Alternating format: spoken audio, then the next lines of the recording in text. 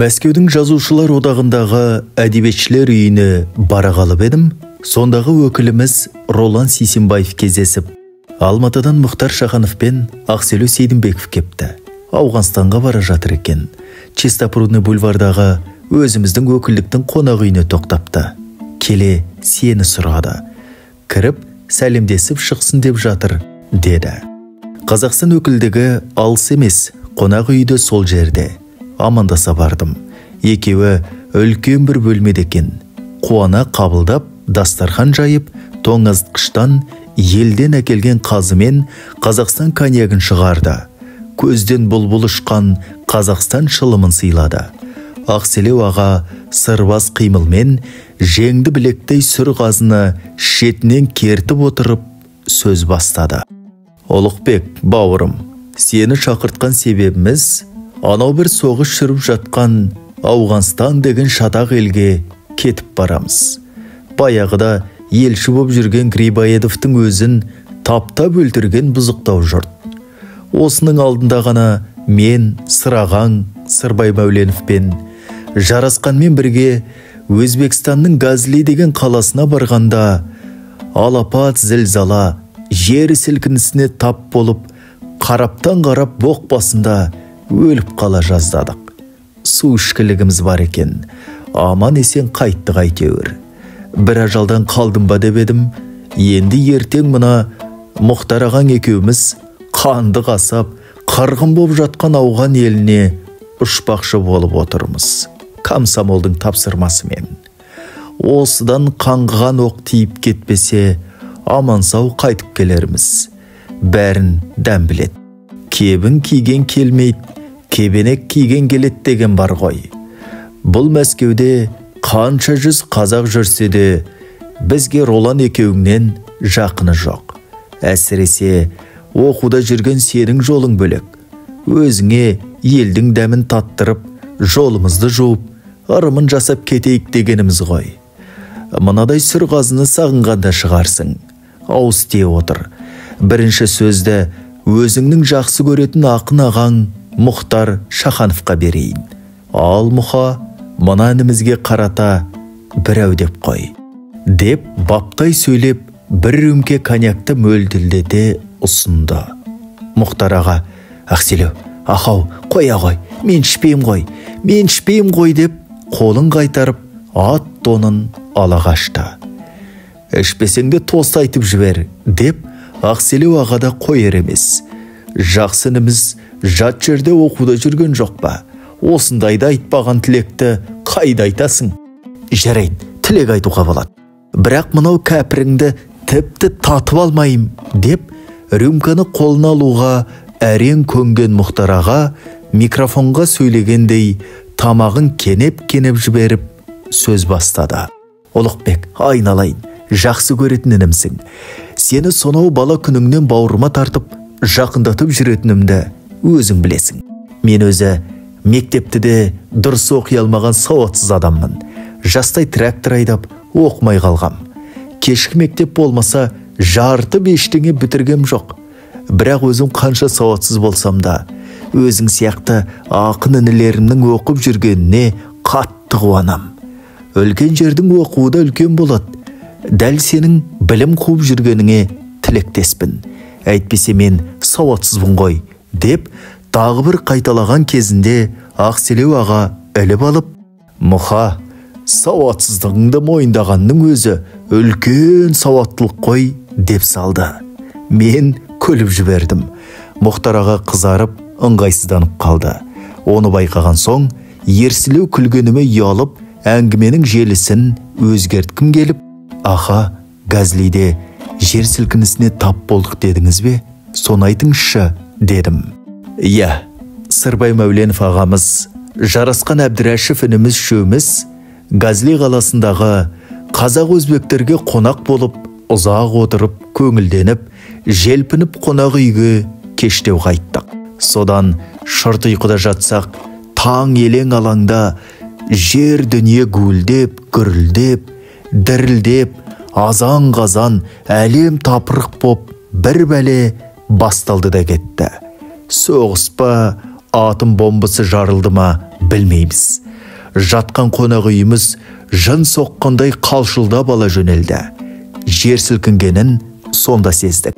Бәріміз жандармен далаға қашып шықтық. Қолымызға не ілінсе, соны үстімізге іле салып, сыртта үрпейіп, дірдектеп тұрмыз. Бұрқыраған шаң тозаңнан түк көрінбейді. Біреуді біреу біліп болмайды. Шулаған, күңіренген, жылаған, айғайлаған, бақырған жұрт. Зілзала басылған соң қарасақ, маңайдағы көптеген үйлер қираған. Кейбіреуі тып-типыл. Көп адам қазаға ұшырады десіп жатты. Біздің қонақ үйіміз әупірімдеп құламай қалған екен. Қабырғалары арса-арса. Сыраған екеуміз қатар тұр едік, жарасқанды көре алмадық. Әрбері қарасақ, ұшты-киілі жоқ, зәреміз кетті. Ақселеу, жарасқан қайда дейді Сырбай аға. Білмейм, зілзала басталғанды сыртқа шыққан шығар деп ойлап едім, деймін мен. Үшеуміз үш бөлек бөлмеде едік. Жаман айтпай жақсы жоқ. Жарасқан әлденеге ұшырап қалды ма деп, жүрегіміз суылдап, құтымыз қашып кетті. Қабырға басып қалуы мүмкін ғой. Енді оны қонақ үйдегі бөлмесіне іздеп барайық десек, мейманхананың қабырғасы құлап, төбесі түсіп кетуі мүмкін деп, қызметкерлері ішке кіргізбейді. Бірақ ондайға тоқтайтын сыраған ба? Жүр, Ақселеу, кеттік ішке, жарасқанды іздейік деп күркіреп, аюдай денесімен бозып жарып жөнелді. Соңынан менделестім. Бөлмесіне барсақ, міне қызық.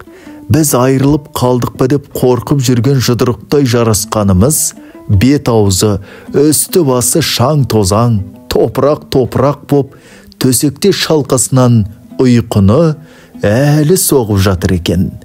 Жер сілкінгенде де оянбапты. Міне ұйқы, дауыстап та, түрткілеп те көрдік. Болар емес. Нағыз алыптың ұйқысы. Қоярда қоймай оятып едік. Көзін ашып, басын көтеріп алғанда, бет жүзінен топырақ саулап қоя берді. Әй, неге ұйқы бермей шулап жүрсіздер? Бас жазамыз ба дейді. Ал кеп күлейік. Мұндай қуанбаған шығармыз. Сонда Сырбай аға тұра қалып, сөйлегенде сөз қалмайтын жарасқан, жер қозғалса қозғалмайтын жарасқан деп суырып салып өлең шығарды. Міне, сондай бір тозақтан аман есен оралып едік. Енді екіншісіне кетіп барамыз. Бәрімізді де Тәңірім өзі сақтап жүрсін. Сол үшін тартып жіберейік деп әңгімесін аяқтады Ақселеу аға.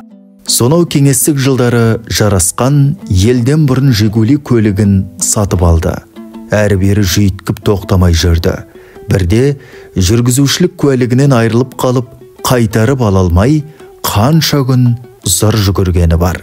Праваңнан қалай айырылып қалып жүрсің деп сұрадым реті келгенде. Әй, сен одан да қалай қайтарып алдың деп сұрамайсың ба деді ол. Бір отырыста рөлде жүрсем де, жігіттердің көңілін қимай, аздап жүздетіп қойып едім. Содан келе жатып, бір кішілеу көлденең көшемен орталық даңғылға шыға кеп едім. Қайдағы бір мотоциклистердің ортасына түсіп қалдым. Олар мені қақпайлап апарып, бір тұйыққа тоқтатып, кабинадан суырып алды. Сөйтсем, мен байқамай Қонаевтың заулап келе жатқан эскортының ішіне кіріп кетіппін. Қалай киліккенімді өзімде білмей қалдым. Құдай қаңғыртайын десе қиын емес қой. Олардың күзет қызметі менің правамды сыпырып алып, үсті басымды, көлігімді түгел тінтіп, әбден тергеді. Содан түтігірлетіп, ішкенімді анықтап, мәшинемді айып тұрағына қойғызды да өзімді әрең босатты. Егер менің эскортқа байқамай қызулықпен кіріп кеткеніме көздері жетпесе, қамап тастар еді. Содан правамды қайтарып алудың әрекетіне кірістім. Бұл әрекет емес, қып-қызыл машақатқа айналды. Қай жерде де менің Қызылордалық ағаларым отырған жоқ па? Жылап еңіреп бір ағама бардым. Ол майыға телефон соқса, олар менің правамды қайтарып беруден қорқып, одан жоғары инстанцияға жібере салды. Оған барсам, одан әрі жіберді. Егер жай ғана көше ережесін бұзған болса, бір сәрі, куәлігін бірден қайтарып бере салар едім. Мына шатақ мәселе жоғары жақтың бақылауында тұрғандықтан қолдан келмейді. Басым екеу емес деген сөз әр кеңсеге барған сайын алдымнан шыға берді. Мен де әртүрлі ағаларымды салып, куәлігімді қуалайын детіп, жоғары кабинеттерге өрлей бердім. Ақыр соңында менің атышулы правам Жиенбаев деген министрдің алдынан бірақ шығыпты. Ол кісіге де бір дөкей ағам арқылы жол таптым. Аса дарынды ақын, ұлы тұлға деп ішіңді кептіріп, әбден мақтауыңды асырдым. Өзі келіп жолықсын деді. Куәлігіңді сол кісінің қолынан өзің барып алатын болдың. Қабылдауына жазылып, алдына кір деді әлгі дөкей ағам. Жазылып, кезекке тұрып, әрең деп кірдім. Министрге кірудің өзі мұң екен. Кірсем, ат шаптырымдай кабинеттің ең төрінде қаздайып жалғыз өзі отыр.